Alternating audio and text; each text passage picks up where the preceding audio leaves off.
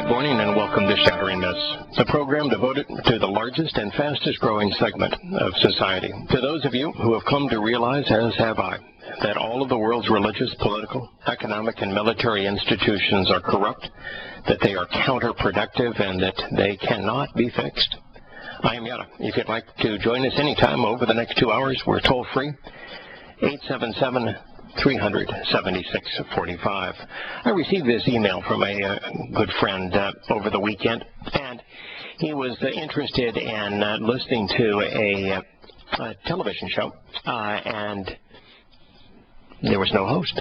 And he was saying, what in the world is going on? And he found out that the television host had been fired for not going along with a Yale Center initiative to declare that Allah and Yahweh, now it's actually Yahowah, but let's give them some wiggle room here, are the same God.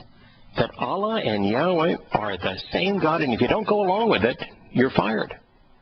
Now, this particular article that he sent me on, it says that it's a chilling fact that over 300 prominent Christian leaders have signed the letter issued by the Yale Center for Faith and Culture, claiming that world peace is dependent upon Muslims and Christians recognizing that Allah and Yahweh are the same God. This letter, titled Loving God and Neighbor Together, was written in response to a signed document by 138 Muslim leaders called A Common Word Between Us and You.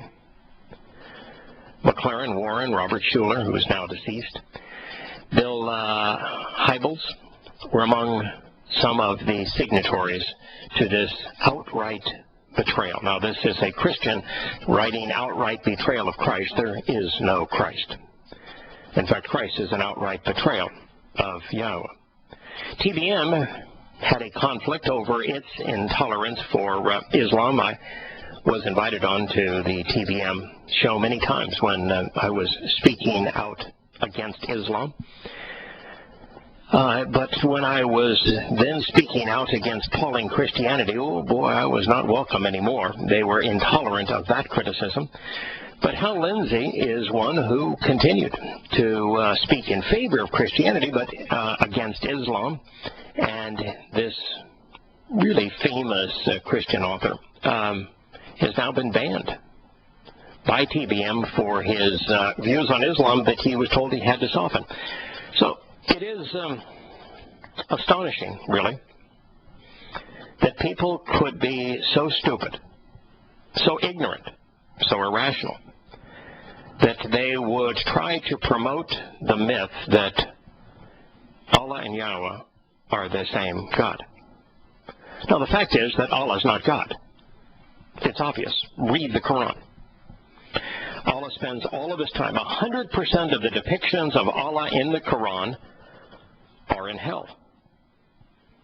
Hell, which is called Sheol in the Torah, Prophets, and Psalms, is the one place that Yahweh cannot go. It is separation from Yahweh, and he is thereby excluded from the place. But not Allah. Allah spends all of his time in the very place that was created for Satan. Yahweh says that Yahweh is his one and only name, and the only name that he wishes to be remembered by and invited by, proclaimed by, memorialized by, and that any other name is the name of a false god. So, it is impossible for Yahweh to be God and have made that statement, and for Allah to be God. This notion that they are the same is born out of complete and total ignorance. Political correctness, which is universally incorrect. The Quran claims that it is affirming of the Torah, and yet every statement in the Quran is the antithesis of the Torah. Muhammad was in violation of all 10 of the 10 statements that Yahweh etched in stone. His every word, his every deed served to differentiate he and his want-to-be God from Yahweh. I mean, they could not be more opposite than they are presented in the Torah versus the Quran. So just because Islam claims that Allah is the God of the Torah doesn't make it so, and anybody with half a brain cell that would be just a touch literate would know that.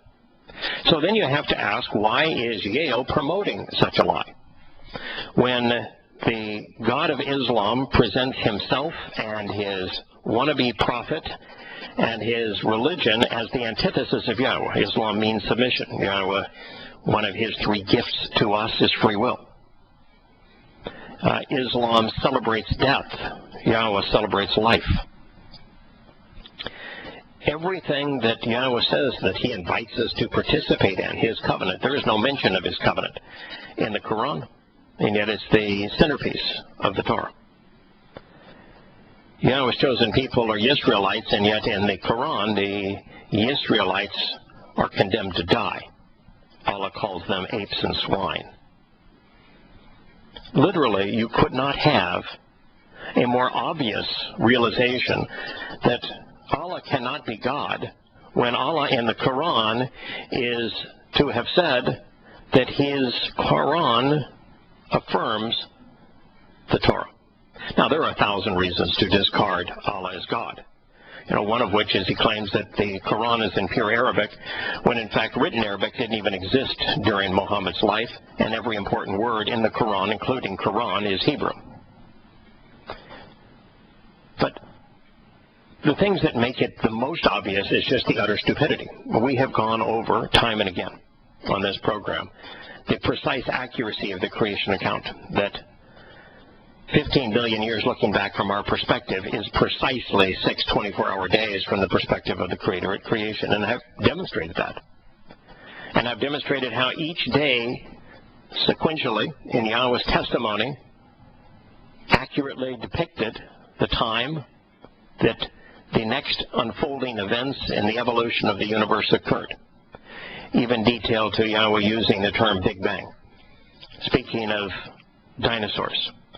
Speaking of the sun and the moon becoming visible with a transparent sky. Speaking of relativity. Speaking of the very nature of life emanating out of the oceans, and how plant life preceded animal life, and how all forms of life were created simultaneously and have evolved after their kind thereafter. All of it's precisely accurate. The Quran, rather than having one creation account, has 30 of them. None of them have anything in common, and they're all wrong. Well, I guess they have one thing in common: they're all wrong. Everything in the Quran historically is errant. Everything in the Quran prophetically is errant. Everything in the Quran scientifically is errant. The opposite is true of the Torah. To claim that they're the same is just illiterate, irrational, stupid. Yet we have to ask, why is Yale promoting this stupidity? Well, the answer is easy there. It's politically correct. And one of the things that's interesting about political correctness is that it's always wrong. That which is politically correct is factually wrong. It's politically correct to unify people through having mutually exclusive things both be considered true. It's irrational. It's fictitious. It's mythological. But nonetheless, that is what political correctness conveys, and at the highest levels of academia, really all the way down to kindergarten, for crying out loud, political correctness is the national religion of academia. Political correctness, which is the moral diatribe of socialist secular humanism, is what matters most to those in academia, like those at Yale. If you were to tell the truth, you'd be fired. But if you lie and promote the common deceptions, the popular deceptions, the approved deceptions, then you're considered a great scholar. So this is the issue with Yale. They are so indoctrinated in a culture of socialist secular humanism and political correctness that the facts are irrelevant. It's not that they don't know that there's a 100% dichotomy between these two, that Yahweh is real and that Allah is false, and that their depictions are the antithesis of one another. In fact, what is considered pure to Allah is halal, and yet in the prophets, Yahweh says that Satan's name is halal. I mean, it doesn't matter where you look, how you look, so long as you look. But with socialist secular humanism and political correctness, it's simply a matter of promoting their agenda, especially when their agenda requires a total suspension of reason. But then you have to ask, so what is the reason that 100 leading Christians would sign on to such stupidity? Why would they do it? I mean, they're promoting a false religion in Christianity. They're promoting the elevation of a man modeled after Dionysus to God. Their New Testament has no legitimacy. Half of it was written by the man that Yahowah calls the plague of death, that Yosha refers to as the wolf in sheep's clothing. So why would Christians risk further destruction of the belief system that they are foisting on people to promote a more egregious lie? Why would they try to align Christianity with Islam when Islam at its core exists to destroy all Christians? Now, it didn't get born that way. No, Islam actually evolved that way because the first enemy of Allah were Arabs, fellow Meccans. And once they were over-hunted, over-kidnapped, over-enslaved, over-robbed, then Allah needed new prey. He needed prey with money because his boy, Muhammad, craved money. So what did he do? He changed the enemy from the Meccans to the Jews. And then he hunted them, and he enslaved them, and he murdered them, and he robbed them, and he raped them until he overhunted them. And then he changed foes once again. We'll be back. It's really an interesting question. Why would Christians leaders whose entire whose credibility really is the only thing they have to offer, their ability to control people, to influence them, to get them to forfeit their money, to get them to devote time out of their lives, to make them popular, to go to their churches, to buy their books. Credibility is their only currency. And so you'd have to ask, why under those circumstances, when they're already promoting a religion that they know virtually every aspect is false? They all know that there was no person named Jesus. They all know there was no person called Christ. They know that neither of those occurred and are fabrications thereafter. They know that their New Testament was not codified at the Council of Nicaea. They know that the purpose of the Council of Nicaea was to destroy the truth that Yosha, which was their real name, was a diminished manifestation of Yahowah, and therefore not the totality of God. But they couldn't create the new religion on reality, so they had to change it. They know that there is no mention of a Christmas or Easter anywhere in Yahowah's or Yosha's testimony, and that both would condemn both of them. They know that there is no mention of a Trinity. They know that there really is no church, that the word ecclesia does not translate church. They know that Yahowah, neither Yahowah nor Yosha, ever spoke of the concept of a Christian religion. They know that Yosha was Torah observant, and therefore to follow him they would have to be Torah observant. They know all of these things. They know that there's no edict to worship, much less to worship on Sunday.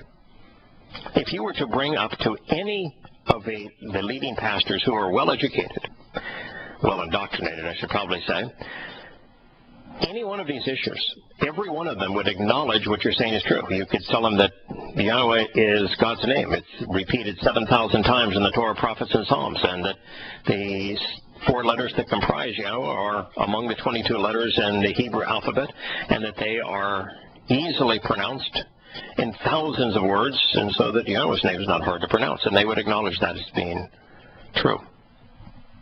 All the way through. Now, the vast preponderance of them have not read the Quran, but they would know for certain that what they're promoting is disingenuous, that it's a lie. They would know it. You know, every Christian pastor that I have ever spoken to about the corruption of Christianity has recognized it's a lie. Thus far, not a single person has read Questioning Paul that has remained a Christian. The evidence is overwhelming. It's undeniable. It's irrefutable against the religion of Christianity. So here you have these men who are making a fortune promoting the lie. And you would say, since their only currency is people's willingness to believe them in the promotion of the myth, why risk it by saying something as obviously false as that Allah and Yahweh are the same God? Now, part of it is that the vast preponderance of them are wholly ignorant on the Quran. They've never read it. They don't know anything about Islam.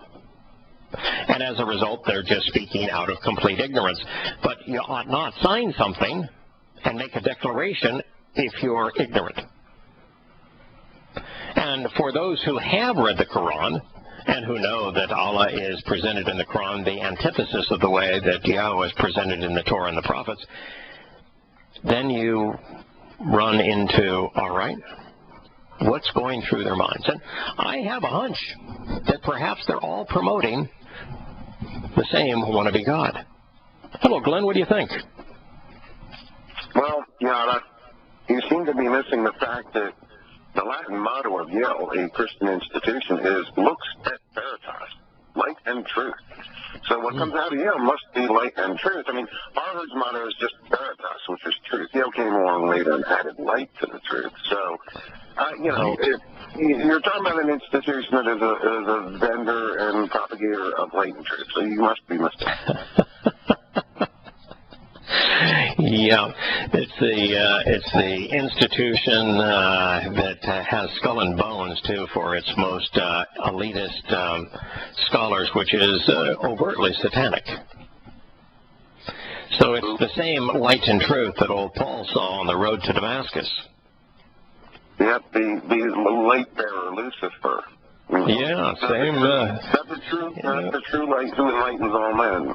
Right. No, it's clear. Halal ben Shakar, the actual name of Satan, means the one who radiates light, who puffs himself up with pride, but radiates light.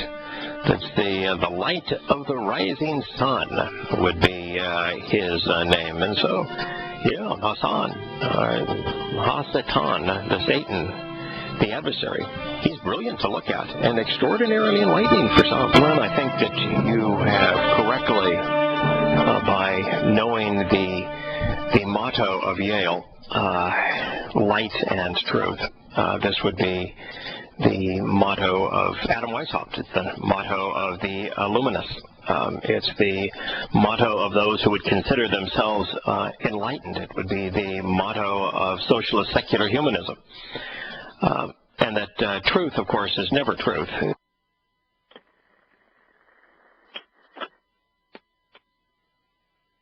Hello? This is Larry and Scott. We're back here for another segment. What I had just read, Matnya 7:21-23. And you'll notice, he started out by saying, not anyone calling me Lord, Lord will enter the kingdom. And he gets to the bottom line, and he says, you people oppose the Torah. Well, of course, if you don't call Yahweh by his name, that's a clearly prescribed prescription of life right in the Torah. That's how he wants to be known. That's his maxim for all time, all places, and all generations. So the idea that we might mispronounce the name, it's a misnomer. It's a straw man. He didn't say, did he, Scott, if you mispronounce my name, I'm going to kill you or separate you from the covenant. Did he? No, he did not. No, he said to use his name, and it's more about understanding the name than it's about pronouncing it correctly. It was the rabbis that exalted themselves and gave themselves power by saying, if you use the name, we are the people that are going to listen to the way you pronounce it, and if you mispronounce the name, your sentence is death.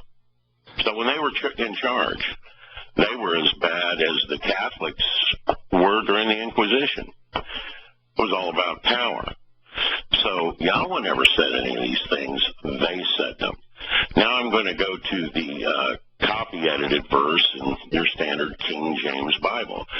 So where it said, not anyone that calls me Lord, Lord, now becomes not everyone who says to me, Lord, Lord. So right away they've lied. Will enter the kingdom of heaven, but only those who do the will of my Father. Many will say to me on that day, Lord, Lord, did we not prophesy in your name, drive out demons in your name, perform many mighty miracles in your name? Then I will tell them plainly, I never knew you. Get away from me, you evildoers. Wow. So those in opposition to the Torah became evildoers. And not anyone calling me Lord, Lord became not everyone. So do you think those might have been intentional, Scott? I think everything is intentional. Well, they have studied scribes that are translating this and putting it down on a piece of paper, and this goes into a religious book. And I think everything is intentional. I think everything was done with a purpose, and yeah, I think we were told. I think we were warned about it. Yeah, the purpose in this case was what? To get people off the name. You know. You hide the name. You hide the name, and you muddy the path. Yeah, and you're in opposition to the Torah. Yahowah, and this is a 2nd century parchment, nothing older, on what he said. For the reason the Torah through Moses was given, acceptance and truth through the Messiah, Yahusha, came to exist. So according to Yahowah, the fact that Moses was given the Torah and he accepted it as truth, this led to the Messiah, Yahusha, coming to exist in a physical form. Isn't that something? I mean, that's what it says in Yahowah 1:17.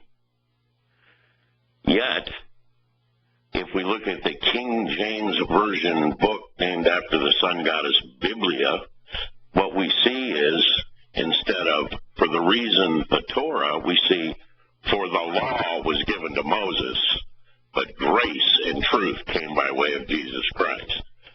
Now, they changed his name. They took the Torah and called it law, which I think, by the way, that's another one of the big things that has killed billions of people. Because if you really look, if you take the rabbinic view of the Torah and the Christian view of the Torah as law, or even, Paul's version, if you look at these things as law, well, then the Torah doesn't make any sense. Well, welcome back to Shattering Myths. I can welcome myself back. I had a lovely conversation with myself, several items in the news that I found interesting. I found out that I was just talking to myself. For those that are curious as to what may have happened here, there is a terrible storm that is rolling through Minneapolis. In fact, just as I was talking about the failures of the Roman Catholic Church and how the Archbishop and Bishop in the Minneapolis area both resigned as a result of having covered up pedophilia amongst priests, is when the storm rolled through that area and took out power So GCN was without power. That disconnected us, and I really had no way of knowing that we were disconnected. So I had a lovely conversation with myself, most of it on the problems of Roman Catholicism, following a story that we talked about, how the West has aided and abetted the calamity that we find in Russia, particularly now with Russia increasing the number of intercontinental ballistic missiles. That being the case, we're just going to recognize that, it's the issues of nature can always cause a problem, and that we will just continue. Kirk is going to call back in. He had called in previously. I see him now. We'll be able to return to the text of questioning Paul. Hello, Kirk. Good morning. Yeah, boy, I was having a lovely conversation with myself, waxing eloquently. It's when you're trained to do anywhere from 6 to 22-minute segments between the commercial breaks, and then all of a sudden you're doing one that's fully 30 minutes. It's you feel like after a while, I think I'm just talking to myself. And you were. And I was. I was doing a rather impressive job, by the way, if I do say so myself, since myself was the only one listening. Well, we're still having some trouble we can't get you on the computer. In fact, we couldn't get any GCN program on the computer, so it's, I don't know. Maybe I don't think we have two computers and neither one of them work. Okay, well, there's technical challenges. And, the fact is that today in radio is almost a misnomer. While there are shows that have stations that do broadcast them, for the most part, radio is Internet-based. And that the vast preponderance of talk shows now are Internet-based. For lots of reasons, and one of the most important reasons is convenience. Terrestrial radio was almost exclusively listened to by people during their commute back and forth to work. It's why it's so truck driver centric today, and it's why so many political talk shows have given way to sports talk shows, because the truck drivers, want to talk sports all day. So sports shows have proliferated in talk, but just universal talk radio is in terrestrial radio is dying.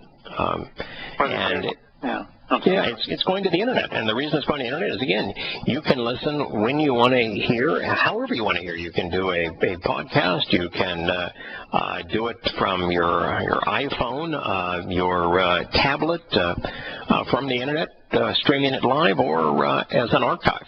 And so I think that's the key, though, because I'm not of the generation that wants to hold a cell phone. In fact, I don't even own a cell phone. I'm a last throwback. I've got phones connected to the house and the studio, so I don't need it. But these people cannot put the cell phone down. If you want to reach them, if you don't go through that, you can't reach them. Yeah, there is a generation today that is wholly dependent on their cell phones, and they're even in social engagements. It's two people go out on a date with each other, and they both have their cell phones, and they're both texting away on their cell phones while at a date. And people are searching the web, and they're updating their Facebook page. They're upgrading their Twitter as if somebody's interested in what they have for dinner, and living in an imaginary world. Gosh, it's really sick to me. I mean, I see it. We used to see it when it first started, and we go, I can't believe those people over there, and nobody's looking at one another. They don't even talk to one another. Yeah, there's a little bit of it I like. I do like the idea of, for example, my son's out west now, flying in the flying test bed for General Electric, testing the LEAP engine, which is the new engine for the 737 that is now made it all the way through the process. They actually have engines built, and they're testing them for real as opposed to just in the computer modeling. And with the 3-hour time change, and with him spending 12 hours aboard the flying test bed, texting is a really good way to communicate. Yeah. And so, we exchange text pretty routinely. And I like it for family communications, and we'll even use texting to find a good time for us to talk. But I don't think nothing beats in person, particularly over a meal. Coming together, person to person, and sharing meals together is something that I guess we've just lost. Yeah. Too bad. Very bonding. Yeah, and I think one of the things, too, that's kind of sad is that the homemade meal where you prepare it together, eat it together in the quiet of your home, and then clean up together, where you can talk about all things that are important, that is really dying. The majority of meals now are fast food in this country. Well, if you're out this way, we'll feed you. That's what we do here. Okay. Yeah, we do as well. My wife loves to cook, and I am chef de barbecue, and so it's a real deal. And you have a chance to talk, and we do not bring our cell phones to the table. So. Good for you. Yeah, different world. Speaking of a different world, I wanted to continue with Paul. We had reached the point in his first letter where he had made some statements that really ought to have caused Christians to realize, all right, what he's doing here is saying that he is in wholesale opposition, that his message is not only the antithesis of the Torah, but it's the antithesis of the community that was formed around Yahusha, around the disciples in Jerusalem, that his position was the antithesis of theirs, and that he was trying to demean the competition. So this is his testimony. He says later, through 14 years. So 14 years after he begins his ministry, allegedly, he went up to Jerusalem along with Barnabas, taking along also Titus. By the way, that 14 years, that doesn't work. There is 0% chance that he was out even a matter of a handful of years before he was called to Jerusalem. That if it had really been 14 years, because the Jerusalem summit was around 50 CE, well, if you take off 14 years from 50 CE, you end up in 36 CE. Well, that would be 3 years after Yosha's fulfillment of Pesach, Matzah, and Bekurim, that he already would have made such a name for himself as a contrarian that he would have had an audience. And you notice, there are no letters. The first letter is in 52 CE. So he would have had to have spent 14 years in absolute isolation. So that, and the timeline is just ridiculous, does not work. So, but anyway, he claims that after 14 years, he couldn't get his history right. He went up to Jerusalem along with Barnabas, and by the way, his relationship with Barnabas would end immediately thereafter, having taken along Titus. He went up based upon an unveiling revelation, which was laid down to him, he says, by the beneficial messenger, which he preached among the races, the Gentiles, from his own uniquely and separate opinion. But he says, but then to the presumptions and suppositions that somehow I was preaching foolishly and stupidly, without purpose and falsely, that I might run. To the contrary, not even Titus, a Greek, was compelled or forced, necessitated or obligated to be circumcised. Now, doesn't that tell you that the entirety of Paul's message was in opposition to circumcision? Oh, well, he states it is. Yeah. Pretty straightforward. If you read that, the issue was that his message, that he, in Paul's mind, the crux of his message rested on an antagonism towards circumcision. Now, where is circumcision? Why would he choose, of all things? You know, Yahowah said a lot of things. Yahowah didn't speak much about circumcision. No. Well, there's a lot of stuff going on in the that Yahowah said and did. A lot of affirmations of the Torah and the prophets, and yet never once do we find him focusing on this issue. Why then would Paul, of all issues, pick this one? Well, it's the open. You can't get into the front gate. You can't get through Passover door if you're not circumcised. So it's a non-go. It's a no-go. If I can stop you from circumcising yourself, you have no hope. Wow. So you think he's doing this deliberately? That he knows, because he's read the Torah, that if you're not circumcised, you can't participate in Passover, which means there can be no eternal life, and that he knows that. That it's the sign of the covenant, and if you don't participate in the covenant, there's no hope for you.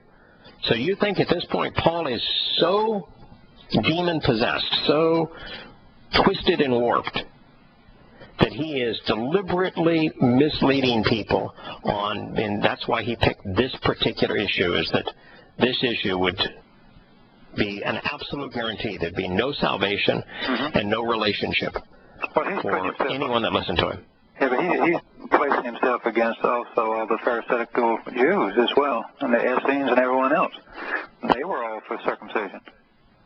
Yeah, he's putting himself against the very religion that he was a practitioner of, which would be Rabbinic Judaism. And he, of course, is putting himself in opposition to the Torah of Yahowah, and he's putting himself in opposition to Yahowah. Yeah. And he's chosen a topic that would absolutely preclude salvation and would preclude a relationship with God for anyone who listens to him. It's pretty blunt in his first letter to bring this up in this way. It strikes me as rather pathetic that as in your face as this is, where Paul is writing that that he was being brought to Jerusalem because there were those who were presumptuous, those who just had nothing but opinions, that he was preaching foolishly in vain because of his antagonism towards the Torah, in particular circumcision. That Paul throws it back in their face and says, see, I brought Timothy. He was a Greek with me, and no one forced him to be circumcised, so see, I won. Why would they? Yeah, why would they? And that's the question no one bothers to ask. Why would they? Does Yahowah ever say that all Greeks must be circumcised? There's no command anywhere to do it. It encourages you.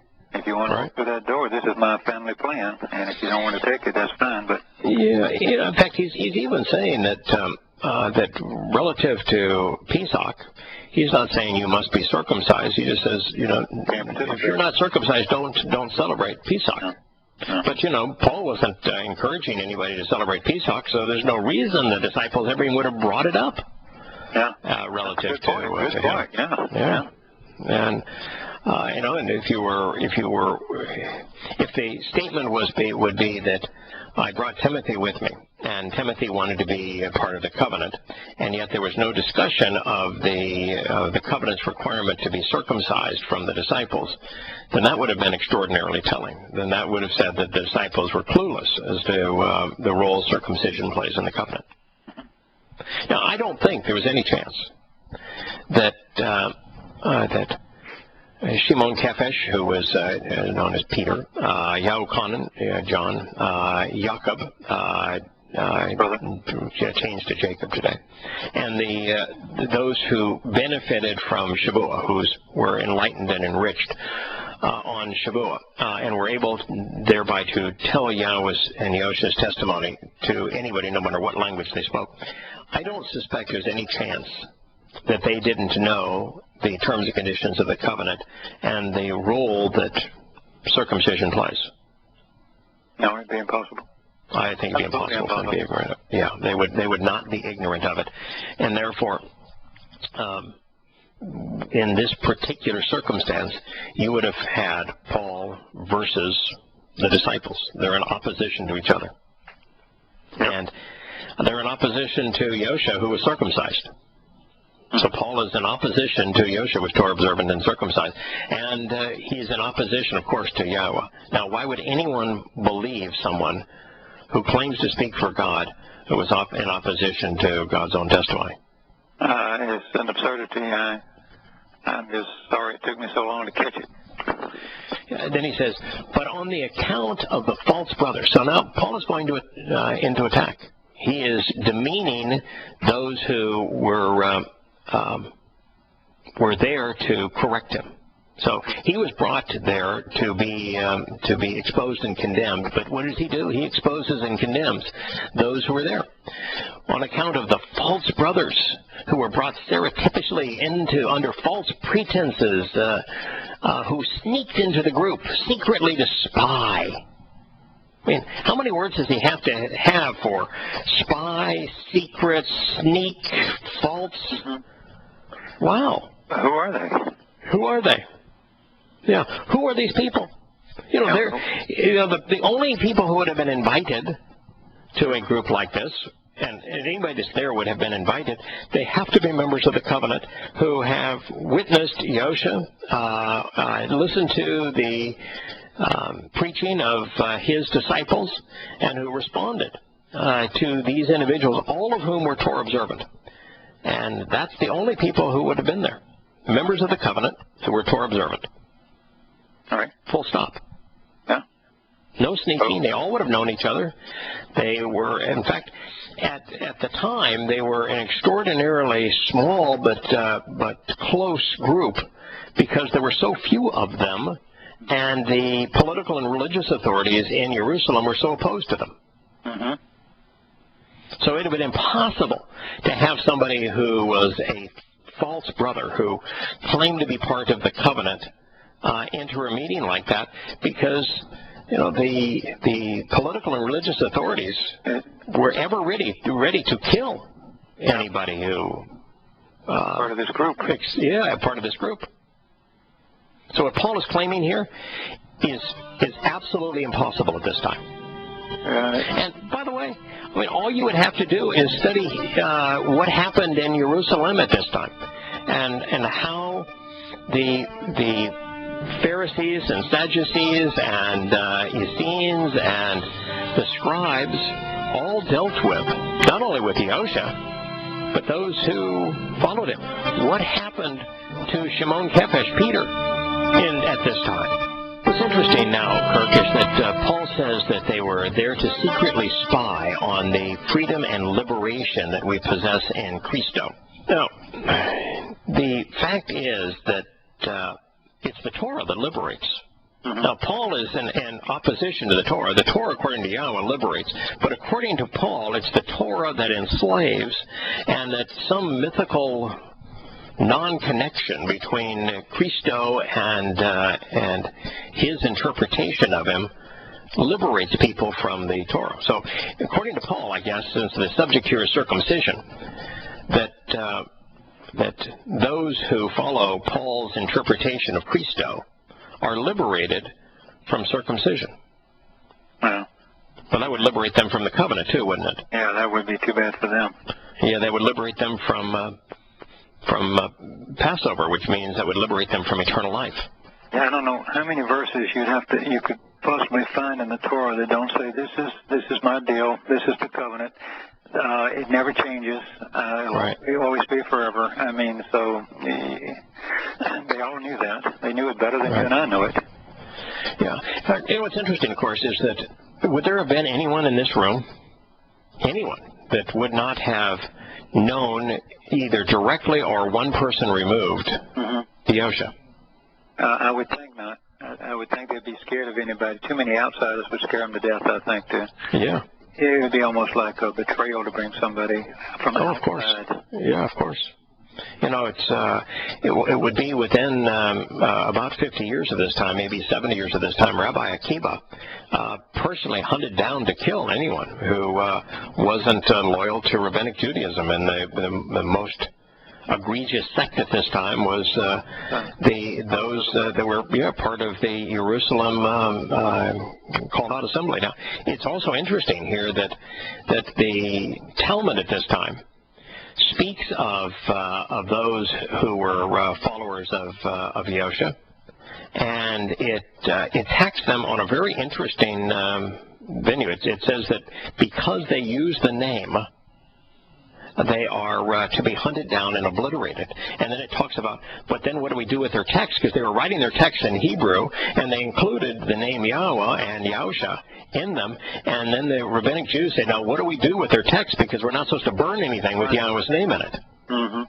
But we'll prosecute anybody who uses the name, but we can't burn the name. And so they had to make an exception as to how to destroy the text with Yahowah's name in them.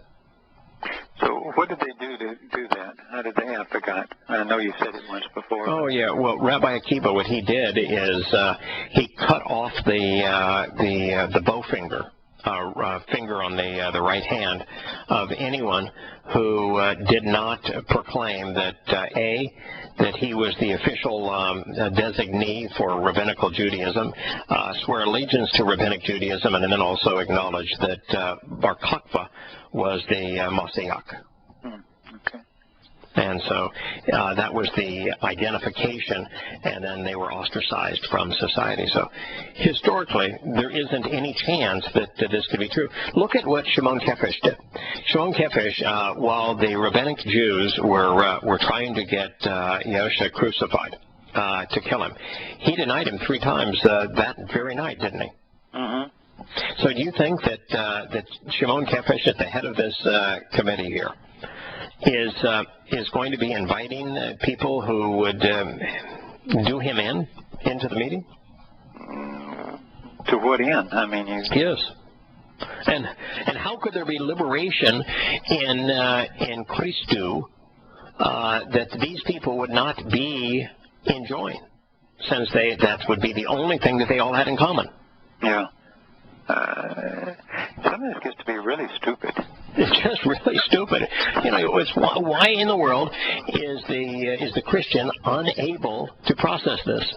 And by the way, here it is, Christu Iusu, but Christu Iusu, Christ Jesus would be. It's a joke from every possible perspective. Yeah. He doesn't have a Greek title. The Mashiach title is so seldom used and never used as a title in the Torah, prophets, and Psalms to render it useless. There is no definite article before the Christo, no.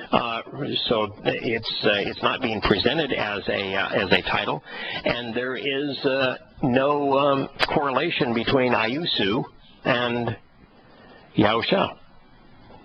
I don't even think you can get Jesus out of that. No, you can't even get Jesus out of Iusu. So, I'm sorry to laugh, but this is sadly comical that this is so obviously bizarre. Yeah, and so he's telling them. He concludes this by saying that they were these false brothers were trying to deny liberation in order that they would make us actually subservient.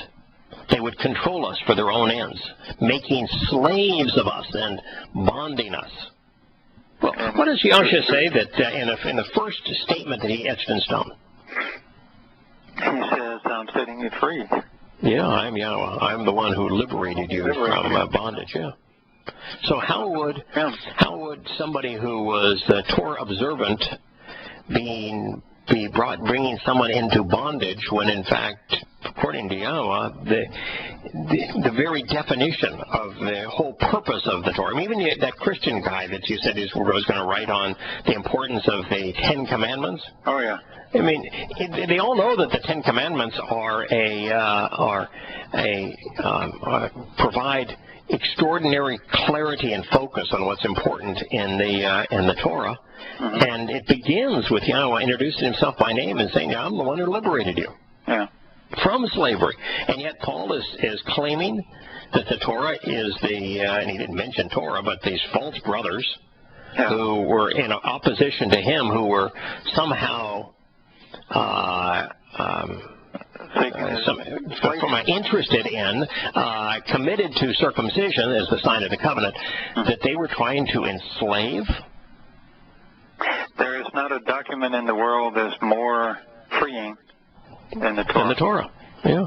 No. Now, speaking of trying to make subservient, what did Paul say that everyone on earth should be as it relates to the Roman government? They should bow down to them and follow them because God appointed them. Yeah, you're supposed to be subservient to the Roman government. Mm-hmm. And so Paul couldn't be liberating if he's telling you you should be subservient to the Roman government. Doesn't Paul say that you need to obey him? Absolutely. So how is Pauline Christianity liberating? If you have to obey what Paul is preaching, you can't disagree with Paul. And when Paul tells you to be subservient to the world's most repulsive government. And if you disagree with Paul, you'll be slandered, attacked. Right. Modern era. I mean, it's the whole. So if you can't put this thing together to realize that Paul is contradicting himself by saying that the false brothers were brought into the meeting secretly when that was impossible historically during that time, and that number two, that they were trying to make people subservient when in fact it was Paul who writes bluntly that we should be subservient. And the Torah, which liberates. You know, you don't have to be smart to figure this out. Now, before we analyze this, let's get our bearings. That all of this was a direct result of Paul condemning the notion that circumcision was important. So how in the world do you deal with this if you're a Christian? Do you come to the belief that the entire Torah is to be discarded because it focuses on a covenant that says you cannot participate in the means to life Passover, and you cannot engage in a relationship, the covenant with Yahowah, unless you're circumcised? That is the sign of the covenant? Do you just throw it all away? Well, I never saw a preacher that didn't pick and choose what he wanted out of the Torah, you know, to substantiate some point, no matter how twisted. So the whole thing is hypocritical when you say, if you're going to go with Paul, you got to go all the way with Paul and just totally discount the Torah. But they won't. Yeah. So I guess what they do is they just change the text. Here's the New Living Translation's rendering of this. It says, even that question came up. So no place does Paul write even that question comes up. I mean, it's obvious that he's talking about circumcision. But even that question came up only because some so-called Christians there. It never mentions Christian. False ones, really. And it says false brothers. It doesn't say false Christians, really, who were secretly brought in. They sneaked in to spy on us and to take away the freedom we have in Christ Jesus. They were all there because of Yosha. They wanted to enslave us and to follow their Jewish regulations. Where does it say they wanted to follow their Jewish regulations? Paul didn't write that, did he? No, that's a sermon. No. Yeah, I mean, this New Living Translation isn't even a paraphrase. I mean, it's not only not a translation, it's not even a paraphrase. For somebody to hold up the New Living Translation and pretend that that's somehow the Word of God, you've got to be, again, stupid, completely ignorant. I mean, 3/4 of what's in their quote-unquote translation isn't in the Greek text. Now, is it obvious that that's what Paul's talking about? Yes. Okay. So let's give them credit for saying it's obvious that they wanted them to uphold the Jewish regulations. Now, were there any Pharisees in this group? Not a one. Not a one. Was Paul a Pharisee? He claimed to be one. He certainly claimed to be. Time. So is there any chance that they got this right, that it was Jewish regulations that were at issue here? since there were no Pharisees in the room, there were no scribes in the room. The scribes and the Pharisees were the ones that were trying to kill Shimon, Kephesh, and Jacob and the covenant family. Yeah. So what is really at stake here, New Living Translation numbskulls, is that to force us to follow Yahowah's Torah, which is the very thing Yosha did. Mm-hmm. So they wanted to enslave us, to force us to follow Yahowah's Torah. Why didn't they just say that? Because what if they had said that? It would make Paul opposed to Yahowah? Oh, yeah. Then people would realize that Paul was opposed to Yahowah? Yeah. Because somebody's going to say, well, wait a minute, and then the game's over. Yeah. It should be. Yeah, it should be. You would think it would be. But, you know, when your religious leaders are misleading you, who knows? Kirk, the next thing that Paul wrote is, to whom neither, even for a moment, did we yield, in order that the truth of the God may continue to be associated among you. Well, how could it be the truth of the God if you're negating what the God said? Well, he's contradicting himself if he's God. Right. So that the truth of the God would be known among you. But the truth of the God was revealed in the Torah. Yeah, and he's contradicting the Torah. So how can he's negating what God says, which he means, which the only conclusion is that if Paul's telling the truth, God lied. Right. So why would you want the truth of the God known if you're claiming that God lied?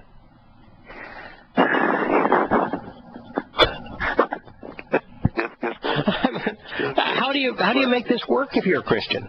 He says that he did not yield to those that were part of the assembly in Jerusalem, which is where Yosha was Torah observant, and where he was circumcised, where he observed the Shabbat, where he observed Pesach, Matzah, Bakurim, Shavuot, where they all benefited from these things, and you're saying, no, we didn't yield to them at all so that you could know the truth of God, but it was the opposite of what God said and did.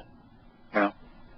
You have to deify the Jews then, or the Yehudim, because, or all the Israelites, because if you make them somehow evil, then you can try to sell this program, and obviously they did. They had to do it that way because you couldn't say, based on this is truth, because they got the Torah right there. You can't argue with it. Right, which is why he fell out of favor with and was considered so negatively by Torah-observing Yehudim, as they knew that he was lying. And that's the reason why Paul went into his verbal attacks on them. That's why Galatians and Corinthians and also Thessalonians, all those first 5 letters are so anti-Semitic. Yeah, is because they took their cue from that from future generations right up to today. That's the way you do it. You have to kill the Torah, deify the Torah. Otherwise, if they read it, they say, well, that's not true because that's what happened to all of us. Correct. We actually started to read it and said, wait a minute, time out. Right. If this is, that ain't. Right. He's saying that God's testimony was unreliable, that God's testimony enslaves, that the signs of the covenant are not only invalid, they're counterproductive. Mm-hmm. And then he's calling that the truth of the same God. Yeah. I can't even who wrote exactly the opposite. Yeah. I can't even find commands in the commandments. In fact, I looked up, you know what I did? I looked up all the root words of where the King James uses command, translates command, and I found the same thing when we did praise and prayer and worship? Right. Mm-hmm. And we couldn't find anything that said praise, prayer, and worship. You can't find anything that says command. No, you can't. You can't even find a form of speech that would indicate a command because it's only one of the 10 that was written in the imperative mood. And it's the one where if you actually wrote and said it's a command, you look stupid because it's about valuing, about viewing as significant your Heavenly Father and spiritual mother. Yeah, but then I found 5 words and you can't even find anything that means command. And just translated command. I'm going, Dead God. With the passage we talked about, which is the first that Yahweh etched in stone, he says, I am Yahweh, your God, who delivered you from the crucible of Mitzrayim, of Egypt, out of the house of bondage and slavery. So here's Yahweh saying, not only am I God, Yahweh, right? He says, I'm your liberator. I'm your savior. I'm the one that took you away from this. And what made Egypt unique at that time? It was the personified everything that was in before, everything that he's against. Right. Man was God. Pharaoh was king. The religion and the government were melded into one. The military enforced a enslaved lord-serf order. Yeah. Right. Egypt was everything Yahweh warned Israel about when he was saying, if you choose Saul as your king, this is what's going to happen to you. Egypt was the living personification of all of that rottenness. And Yahweh says, I delivered you from it. I saved you from it. And rather than enslaving you, I am your liberator. And yet Paul is saying, no, that God, that Torah, no, it enslaves. Somebody is lying. We'll be back tomorrow.